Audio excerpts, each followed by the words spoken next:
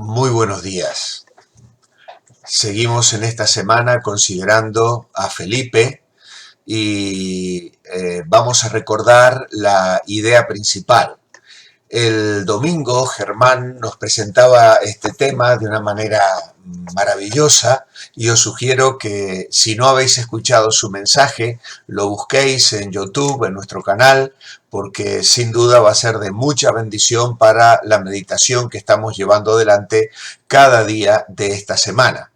Él dividió su mensaje en 3 puntos. El primero de ellos, un siervo aprobado, y obviamente que Felipe lo era. El segundo, una situación apretada.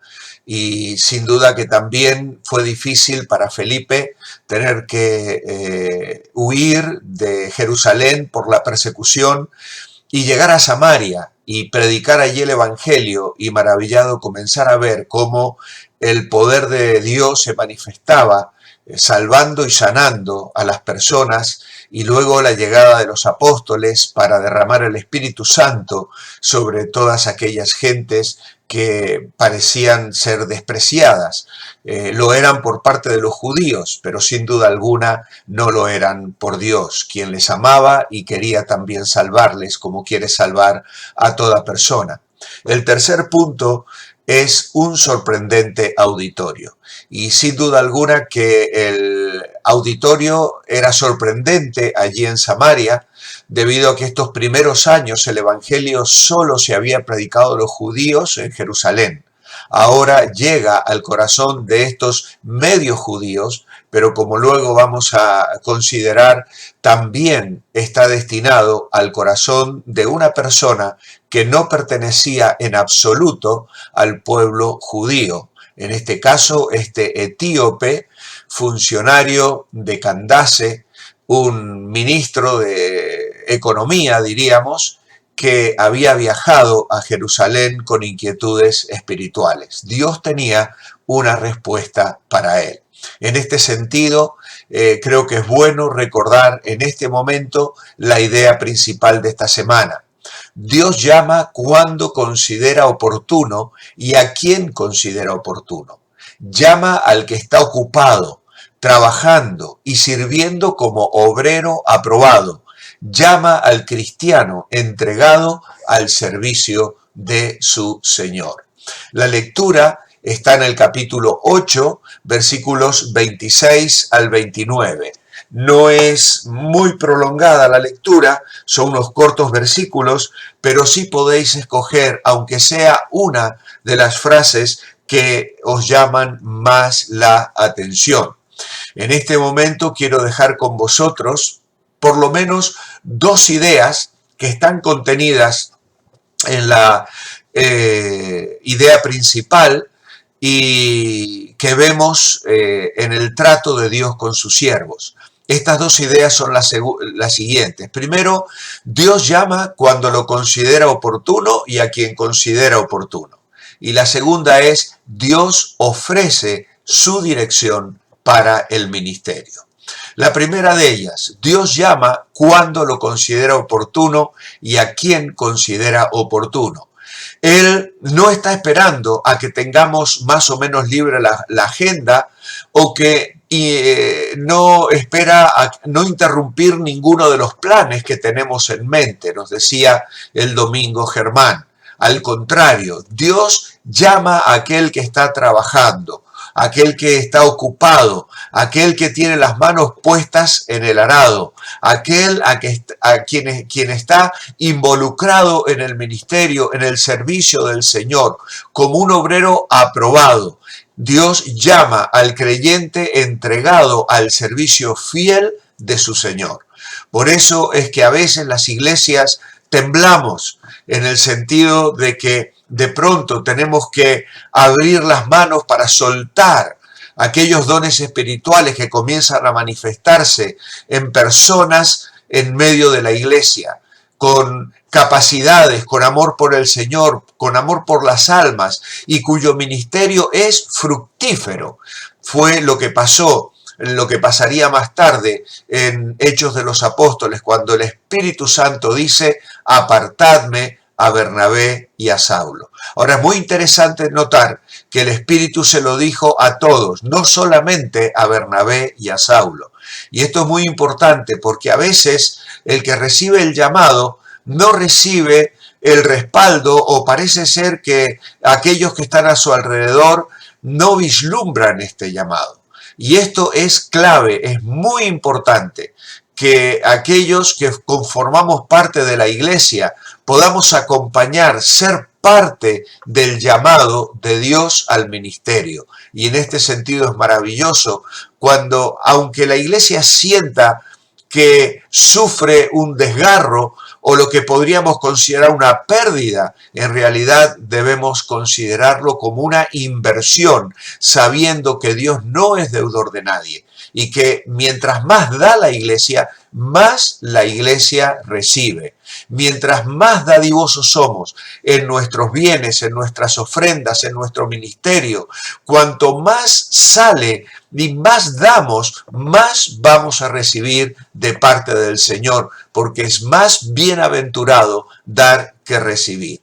Así que así es como se mueve el Señor. Germán nos decía el domingo que Dios no va a la lista del paro para ver quién está libre para entregarle una tarea.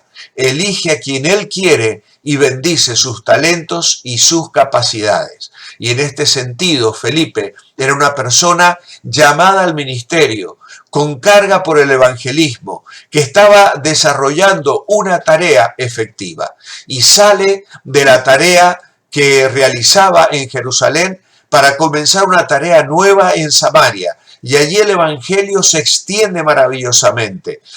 Predica el evangelio y levanta una iglesia fuerte, donde la obra del Espíritu de Dios se comienza a manifestar de una manera maravillosa, de modo tal que toda la ciudad estaba llena de gozo. Así que esto es el primer punto. El segundo que quiero dejar con vosotros en esta mañana es que Dios ofrece su dirección para el ministerio. Dice el versículo 26, un ángel del Señor habló a Felipe diciendo, levántate y ve hacia el sur por el camino que desciende de Jerusalén a Gaza, el cual es desierto.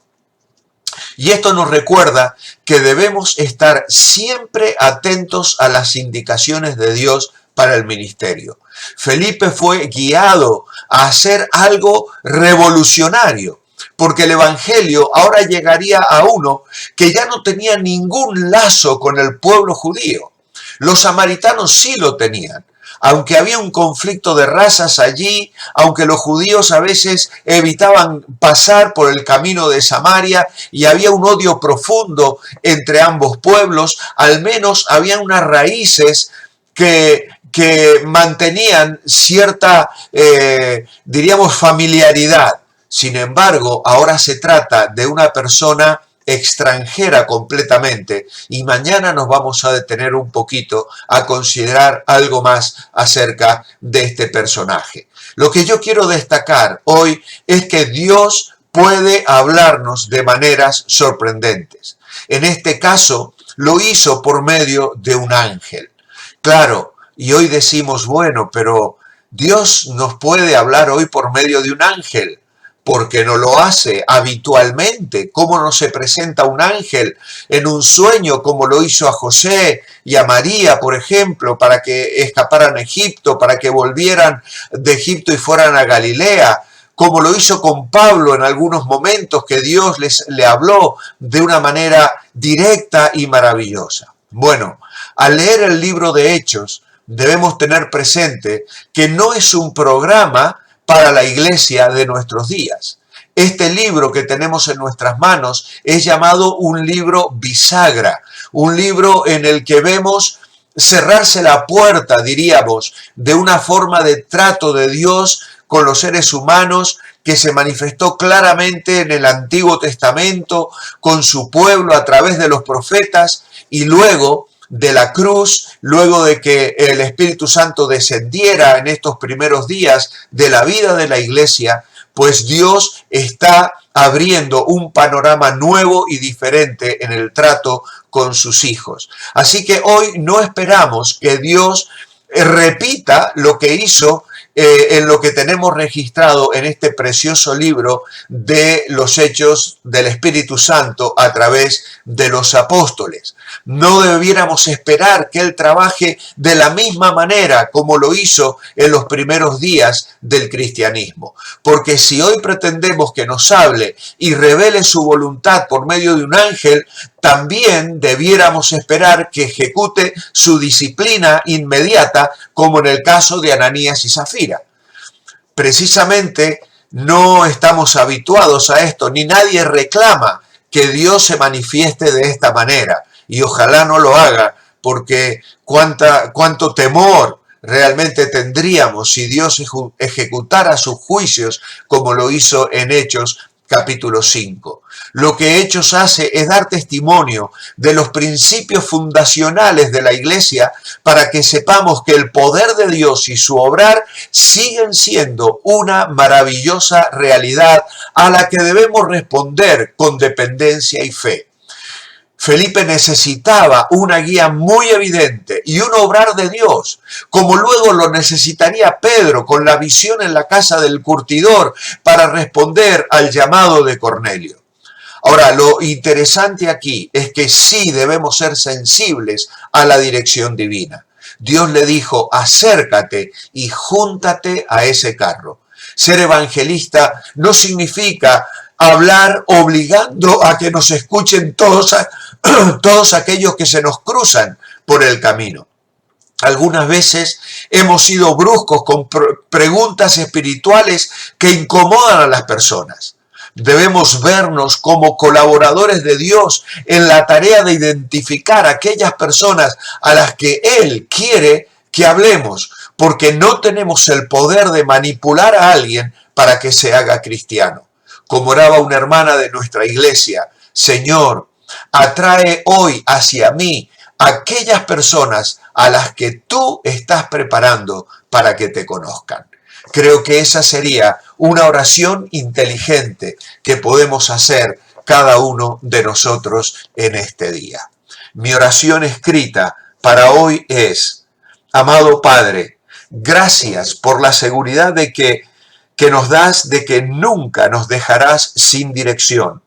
Danos como a Felipe la capacidad de oír tu voz, de ser sensibles para ser usados por ti con el poder del Espíritu Santo y que podamos tener el gozo de ver el fruto de nuestro trabajo en vidas transformadas, trofeos de la gracia que perduren para la eternidad. En tu nombre, amén. Muy buenos días. Que el Señor nos bendiga y nos use hoy para su gloria.